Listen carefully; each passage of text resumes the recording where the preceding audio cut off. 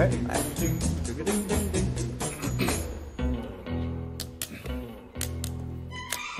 Bonjour mon Philippe. Alors, les températures n'arrêtent pas de changer, le temps est instable. Est-ce qu'il faut être d'autant plus attentif à son jardin et protéger tout ce qu'on a semé, planté? Exactement. Pas trop rapide pour les plantations parce qu'il va y avoir encore des gelées tardives dans certaines régions. Et puis protéger, nettoyer et surtout, on avait parlé là, il y a quelques jours du sang de la terre, de l'or noir à travers le terreau, qui était une base pour bien réussir son jardin. Et pas n'importe quel terreau, je me souviens. Et pas n'importe quel terreau. Et là, on va parler du manteau de la terre, le paillage, qui parfois peut se transformer en habit de lumière. Alors pourquoi pailler, justement? Pourquoi apporter cette couche de matière organique, parfois minérale, dans son jardin? Déjà, ça renforce les sols fragiles, c'est-à-dire que ça évite le lessivage et la lixiviation. C'est quoi la lixiviation? C'est-à-dire le lessivage des matières solubles, par exemple l'azote dans le sol. Donc ça, c'est vraiment très intéressant de pailler. Deuxième, pas que ça s'évacue, en fait. Exactement, lors de fortes pluies. Les plantes en ont besoin. Les plantes en ont besoin. Ça joue un rôle, vous venez de le dire, de régulateur thermique, pas forcément qu'en hiver.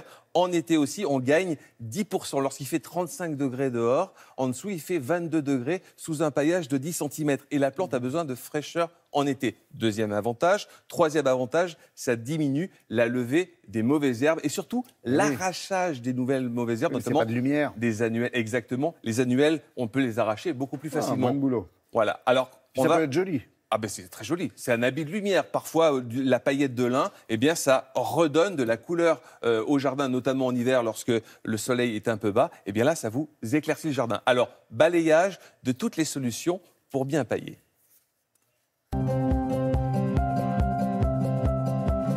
Une terre toute nue est un danger pour le sol et la plante. Pour ne pas laisser le sol à nu, la solution, c'est le paillage. Le paillage est une technique qui consiste à recouvrir le sol de matières organiques pour le protéger, le nourrir et bien d'autres choses encore. Le paillis est utile partout au jardin, étalé au pied des plantes du potager, des fruitiers, des massifs, sans oublier les bacs et les jardinières. Le paillage empêche la levée des mauvaises herbes, limite les arrosages en diminuant fortement l'évaporation de l'eau du sol, favorise l'absorption des éléments nutritifs et constitue une barrière physique nuisant à la ponte des othyrhynques qui dévorent les racines et les feuilles. Le paillage plaquette d'aulne est un paillage issu de l'entretien des forêts de France. Ce bois est intéressant car il est imputrescible et léger.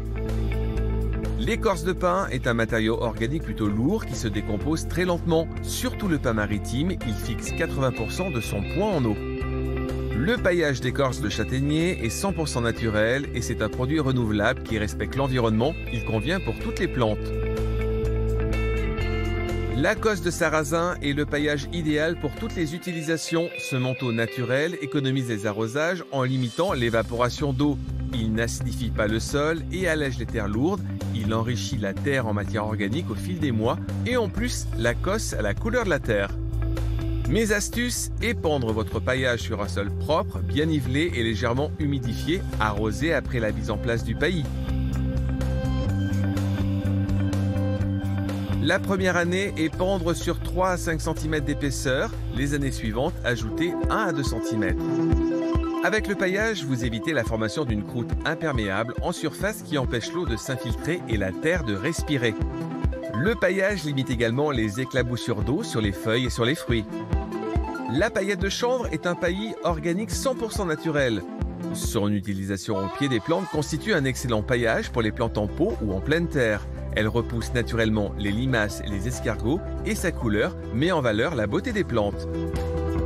Les paillis minéraux offrent de nombreux avantages. Ils permettent de créer de jolis contrastes et mettent bien en valeur les plantes à massif. Et ils protègent le sol de l'érosion et de la battance des pluies. Dernière astuce, ne pas pailler par vent fort. Eh oui, je vous dis, ça me paraît tellement facile que je suis sûr qu'il y a un piège et quelques inconvénients. Bon, c'est pas tellement de piège. La première chose, il faut faire attention. Un vieux paillage peut attirer les escargots et les limaces, donc il faut faire attention parce que c'est frais, il fait faut humide. Courir après, derrière, voilà. Donc, mais elles se prennent très facilement, on les voit bien. Deuxième chose, certaines plantes n'aiment pas trop le paillage, comme par exemple certaines plantes de légumes, l'ail, l'échalote. Voilà, il ne faut pas pailler les jeunes plantes. Et lorsque vous faites bientôt des repiquages de jeunes semis, il faut pailler après 10 jours. Il faut les laisser un peu respirer. Les jeunes semis, on ne plante pas et on ne paille pas tout de suite pour les jeunes plantules. C'est fini, Voilà. mon Philippe. Merci beaucoup. On pensera à vous toute la journée, c'est le cas de le dire, puisque vous avez eu la gentillesse de nous ramener de bien belles fleurs, rien que pour vos heures, rien que pour le décor.